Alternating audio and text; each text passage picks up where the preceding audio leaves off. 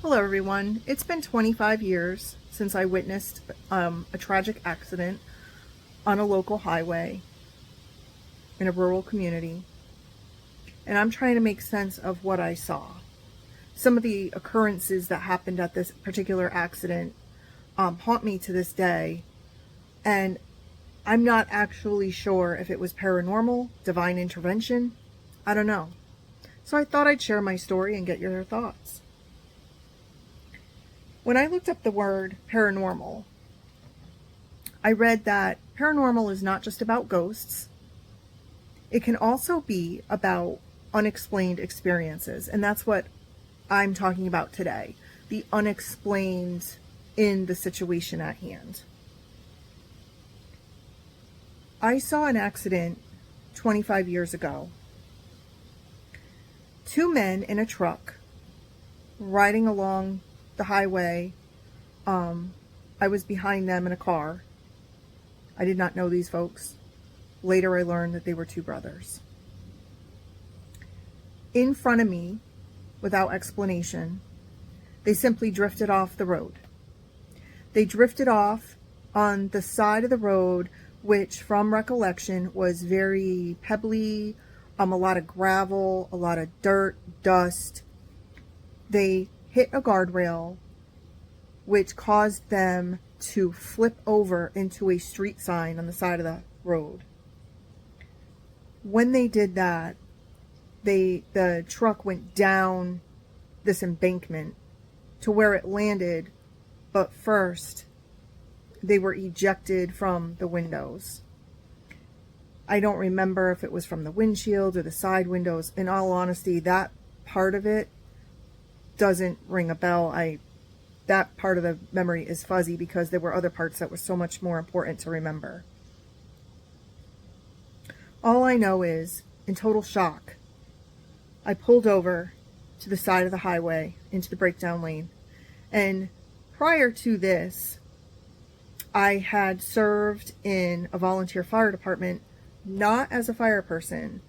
I was with a canteen truck that went to disasters, residences, any kind of tragic occurrence where you saw human suffering. We served Gatorade, we served water, we served tea, coffee, sandwiches. So while I didn't directly have any medical experience or, service as a hero, so to speak, I did remember the training from the fire department days, and I went down the embankment without batting an eyelash to see if I could help these men in any way. The truck was still kind of resting on the side of the embankment. I could smell a horrific mixture that smelled like oil and gasoline.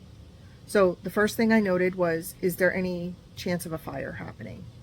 It was a dry day, so that was my primary concern.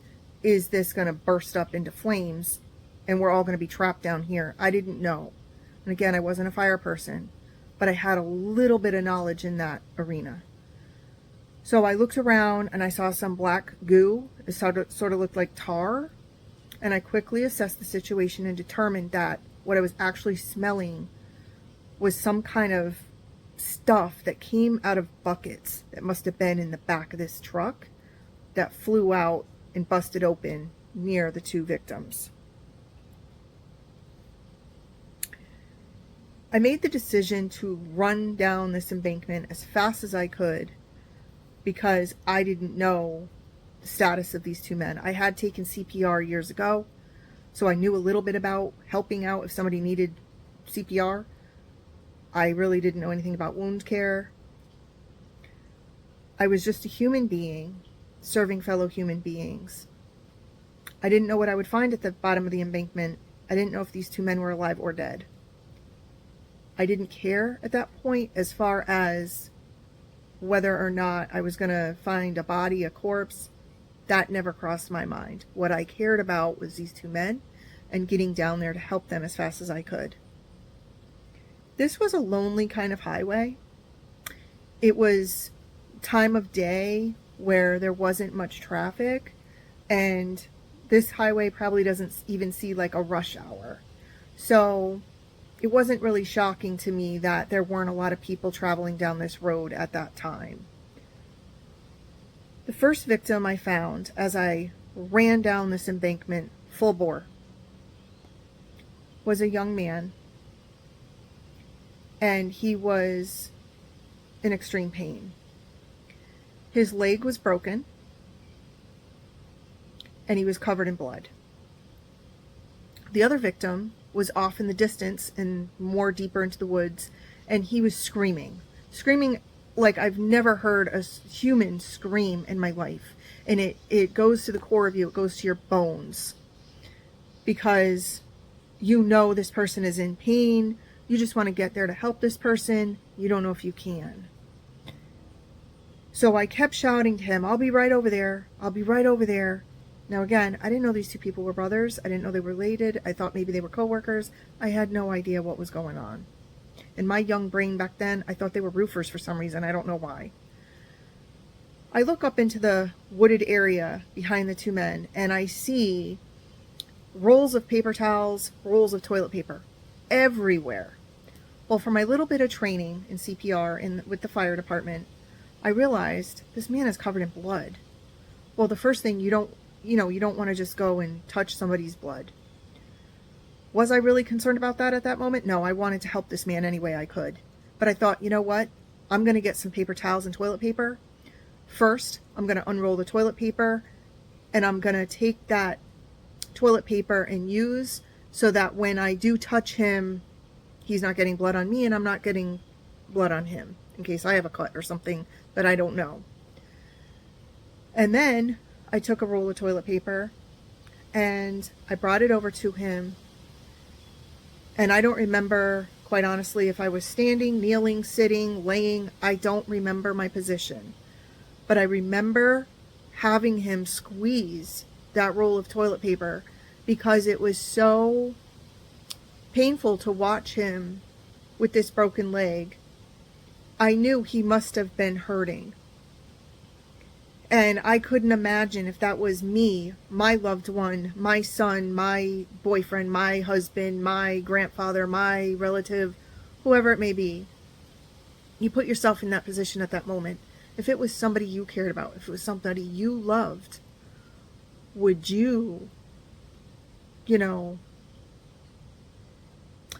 want to see them suffer? And the answer is, of course not. You don't want to see anybody suffer.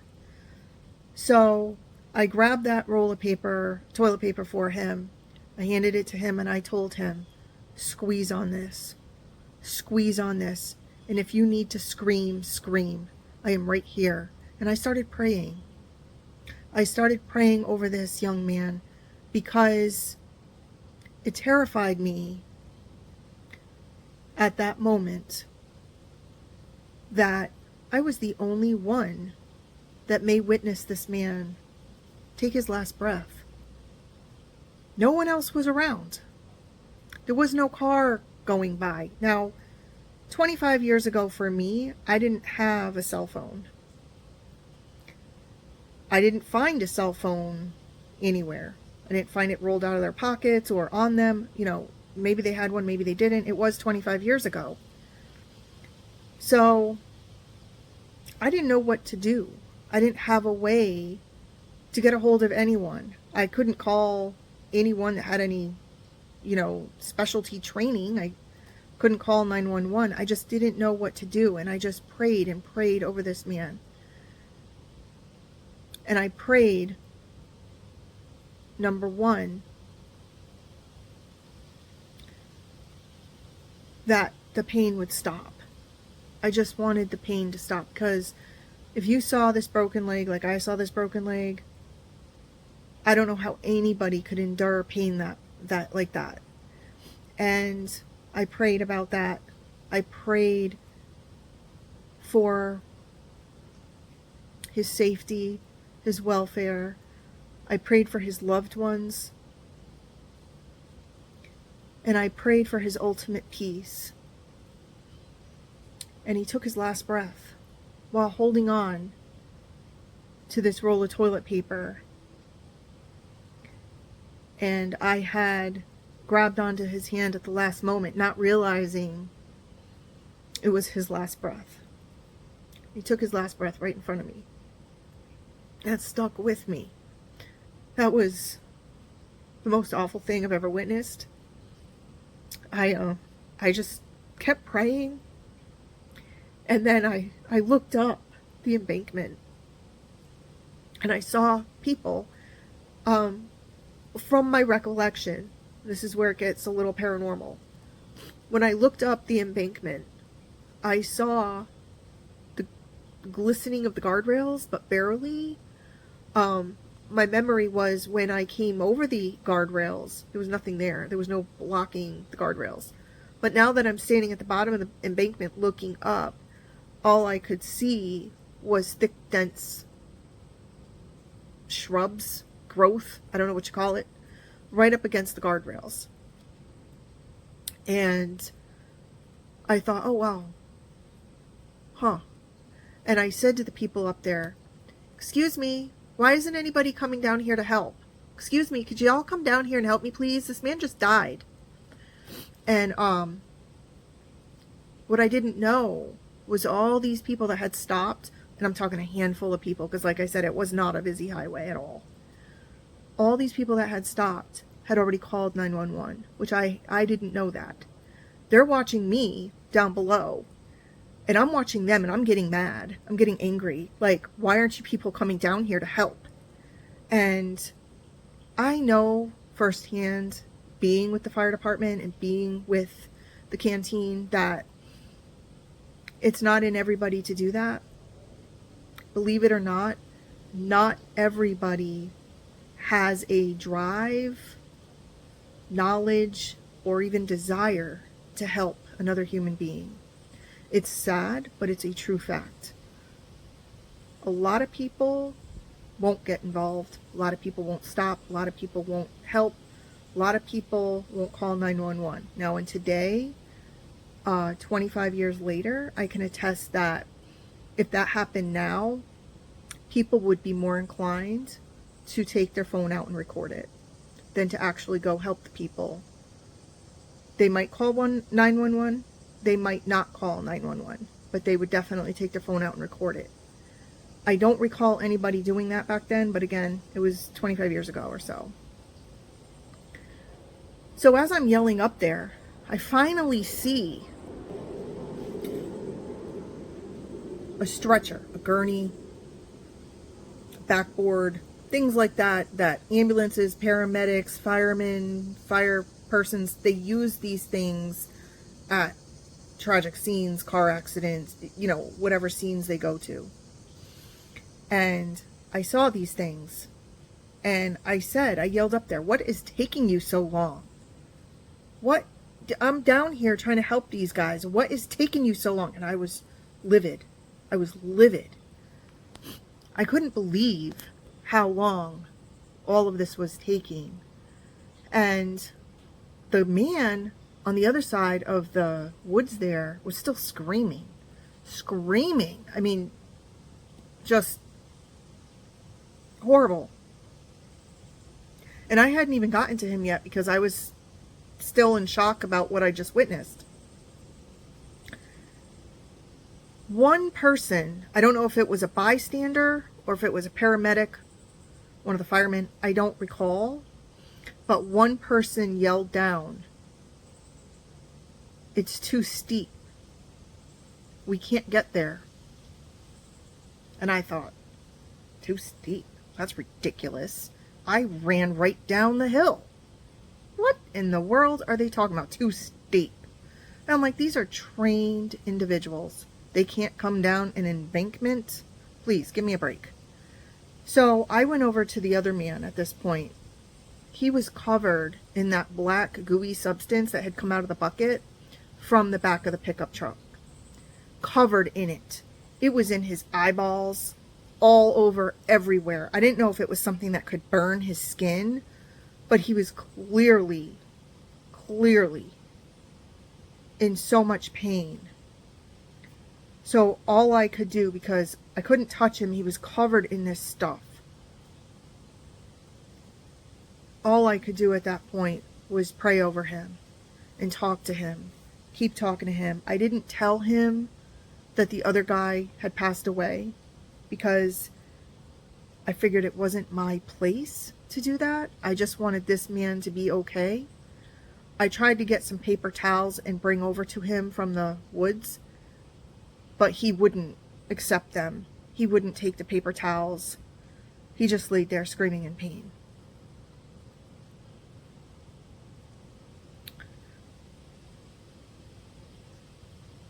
I don't know, maybe 15 minutes later,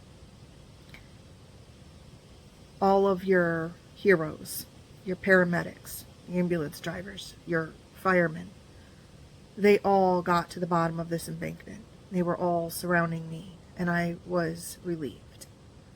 I'm not equipped for this. I'm not trained for this. I'm just another human being. I went into a state of shock, a total state of shock. While they were tending to the man who was still screaming,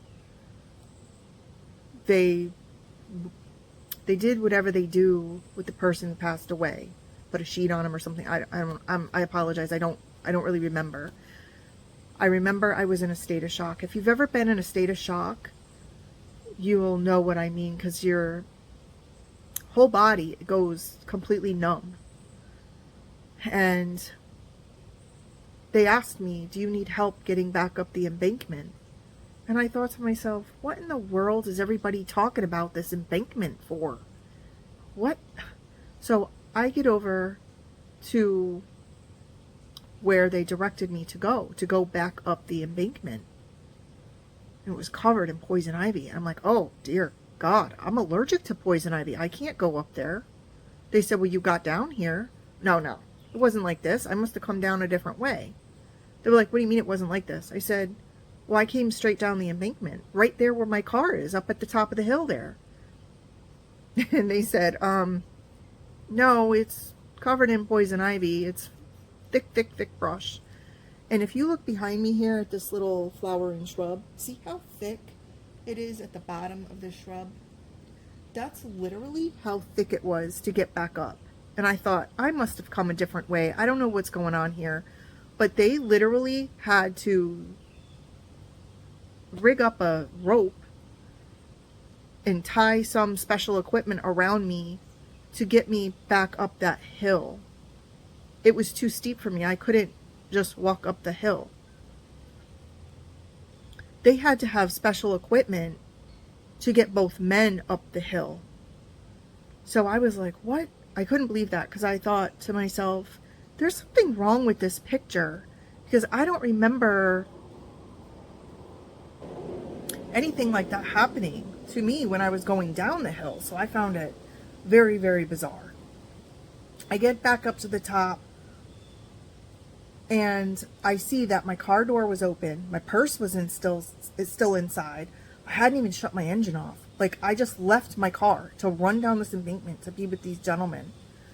And I thought, oh, I could have really been in trouble here. Somebody could have just stolen my car, my purse. Nobody did, thankfully. And I was like, okay. So then the policeman came over. He was a state trooper. And he came over and he says, I need to take your statement. And I lost it after that. I got violently sick. They had to wrap me in one of those metal, they're not metal, but they look metallic, those really thin blankets that you see on victims a lot of times. And they wrapped me in that because I had started freezing to death. So again, if you've never been in shock, it's not a good feeling. You get sick. You just, it's like an out-of-body experience almost. The police officer was kind enough to let me sit in his patrol car until I could calm down, because it took me a while to get out of that state. The paramedics came over, they looked me over, they gave me some cold apple juice or something for my sugar. I'm not a diabetic or anything, but it was to help me come out of shock. Again, I am not in the medical field, so I don't know the specifics of it. I just know what happened to me. After a while, I was able to go on my route and continue on to my friend's house.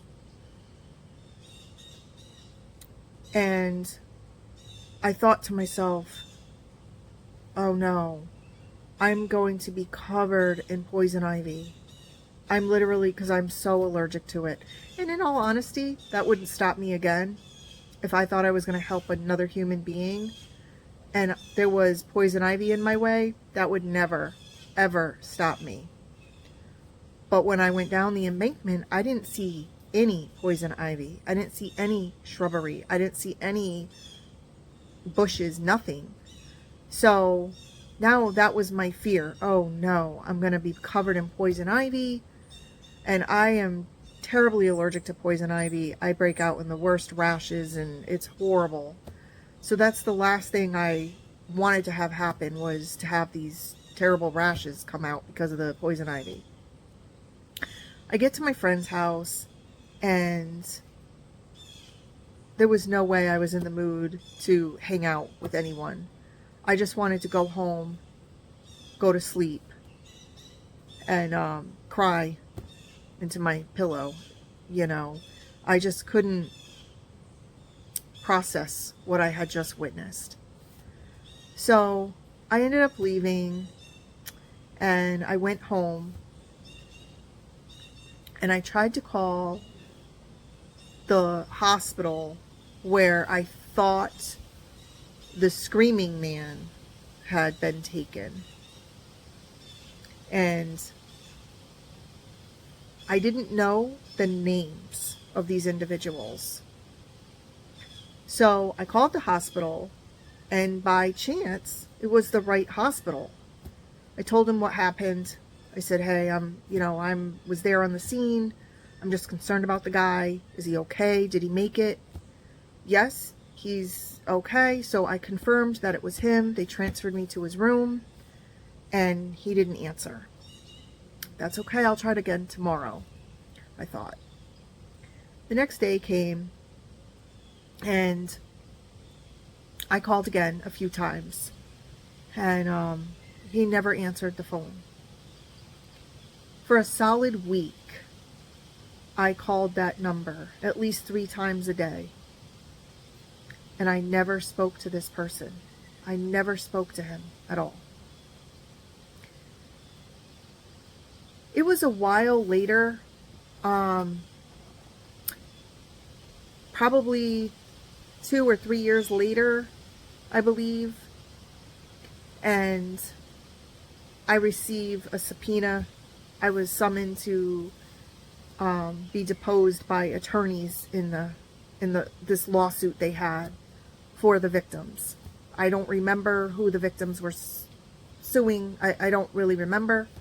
I just know that I was subpoenaed to testify on what I saw at the accident. It was a very solemn day. I didn't know this family. I didn't know these folks. But I knew I was going to be talking to the sister of the man who passed away. At this point, I'm pretty sure I knew they were brothers as well. So going there was not something I wanted to do, but at the same time, I hoped I was able to give the family closure, because I was the only one physically present with these 2 men when it happened. And I thought, well, if nothing else, maybe I'll be able to give this family closure so they'll know what I witnessed and what I saw. So I get to the room where I'm going to be deposed, and the sister is surely there. The surviving victim was not there, so I didn't get to meet him. The first thing I said to her was, I tried to call your brother every single day for like a week after the accident, and he never answered. And she said, yes, he's had a very hard time with this accident. I don't remember if it paralyzed him or if he broke some major bones, but it was a very serious accident. It changed the course of his life, basically.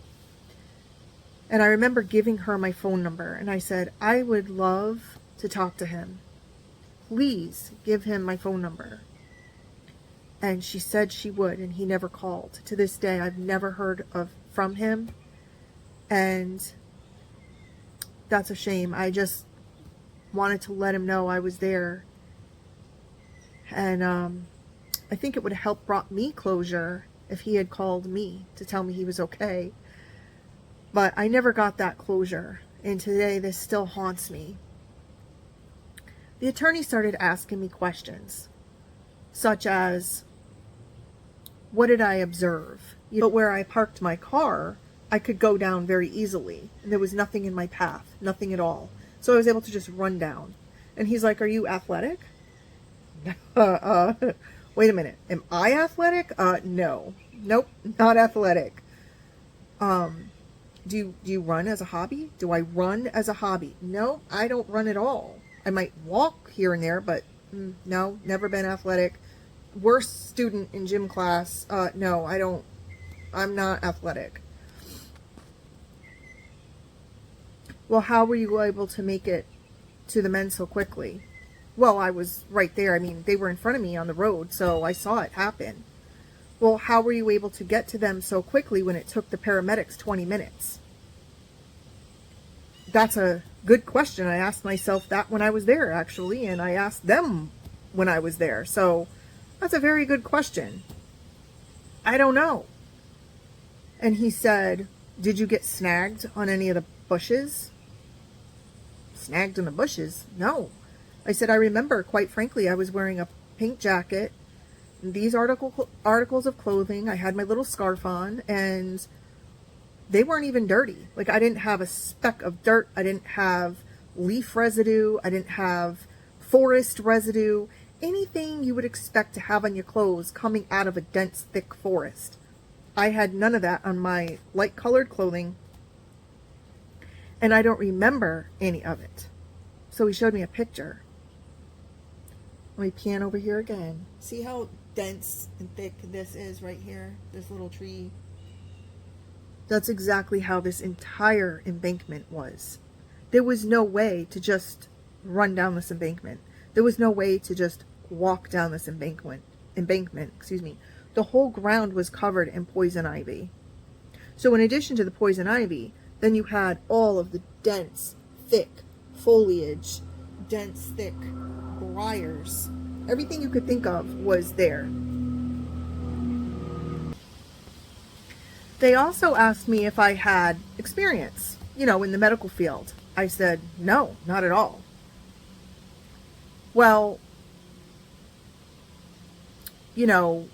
what did you do when you saw the gentleman who's passed away? How did you help him? He was covered in blood. And I explained, well, no, it was all the toilet paper laying there. It was the paper towels. I just grabbed a couple of rolls. And the attorney said, what? I said, what do you mean, what? I gave the guy a paper towel or toilet paper roll to hold on to because he was in a lot of pain. I told him to squeeze this, trying to help him, and I didn't want to touch his blood, and I didn't want him to get my blood on me. I mean, I didn't know the guy was going to pass away. I was trying to help. I'm just a human being. I didn't know any better to do anything else. I'm not in the medical field. I'm not trained for this. I just know I'm a human. So I was there to help another human. Did I do something wrong? And he's like, where did you get the toilet paper? Where did you get the paper towels? I said, right there in the forest. The two men one was laying on the right side of the embankment past where the truck was rolled at and stopped. And the other man was laying, I would say about 50 feet from him, further down into the forest. And I brought him a roll of paper towels because he was covered in this black goo stuff. And the attorney looked at me and he's like, I'm going to show you a picture. Okay. And he pushes this picture in front of me. Point to where you found those paper products. Well, I couldn't see anything. It was all dense, thick brush past the guardrails. So I said, well, do you have a different angle? Because I can't see anything through this thick. When did you take this? Like yesterday?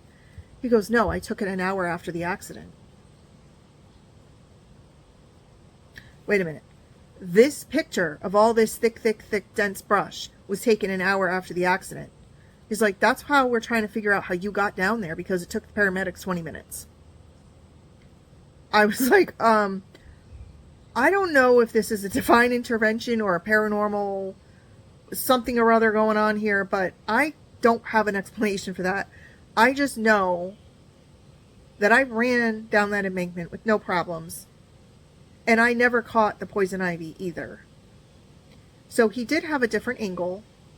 He had many different angles, photos of different angles of the scene.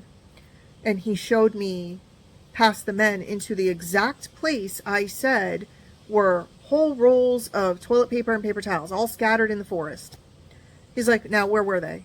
I'm like, they were all over here. Whole big packages of them, a big, like at least a 12-pack of paper towels in it, like probably at least a 9-pack of toilet paper, 6-pack of toilet paper, I don't know. It was all over the forest floor there. And I just walked over and I grabbed a roll of paper towels. I grabbed some toilet paper. He's like, do you see where it is in the photo? I'm like, there's none in the photo. Would you guys clean it all up or something? He goes, this is how the scene was. There was no roll of paper towel. There was no roll of toilet paper. I'm like, well, wait a minute now. What are you saying? I know for a fact I took a paper towel and at least 1 or 2 toilet paper rolls, because I brought a toilet paper roll over to the man who was dying. At the time, I didn't know he was dying. And I gave him one to, hold on to for pain. And the other one I used to wrap my own hand so I wouldn't touch his blood and he wouldn't get blood on himself from me if I had any blood on me. And he said, there was no evidence of that at all. There's no used paper rolls, no toilet paper, no paper towels. There's nothing. I'm like, okay, I know I'm not making this up. I mean, I know what I know. And he said, our minds play tricks on us in shocking situations. I'm like, no, don't play that card with me. No, while I had never witnessed a tragic accident before, I knew I was not making this up because it was specific. It happened specifically. And so I said to him, oh, okay then. How did I get down the embankment? He's like, that's a mystery. We don't know. I'm like, well, I don't know either. I don't know either. The sister then turned to me and said, I just want to know one thing. Pray before my brother died. And I said, yes. I prayed with him relentlessly and watched him take his last breath. And she just fell into my arms and hugged me and cried. And she said, we're Catholic, and we believe the soul goes to heaven if somebody prays over them when they're dying. And that's what's been on our minds all these years. We just wanted to make sure he went to heaven. Now, I'm not Catholic, so I don't know the accuracy. I don't know, I'm not Catholic. I just know what she said to me. But there's still some questions that have never been answered. How was it that I saw a clear embankment and just went down it like nothing, having no athletic ability, didn't have running shoes on, I wasn't dressed for it, I wasn't dressed for a walk in the woods, I wasn't dressed for running down an embankment, I had no evidence of ever even being down the embankment, I had no dirt, nothing like that on me. I never caught the thick poison ivy that was all over the place that you couldn't avoid.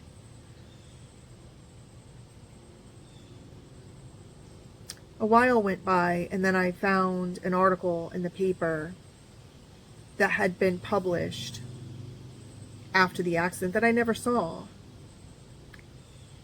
And the man who passed away was a youth pastor. And I've always wondered, could this have been divine intervention, or was it something paranormal? I'm not a believer in ghosts. Was it an angel? Did she clear the path so I was able to run down and help the man, pray over him? Or was it something else? Please leave me a comment to let me know what you think, because it's haunted me all these years. What could it have been? Because I only know what I saw. I was there. Thank you so much. Take care. Be well. Until next time.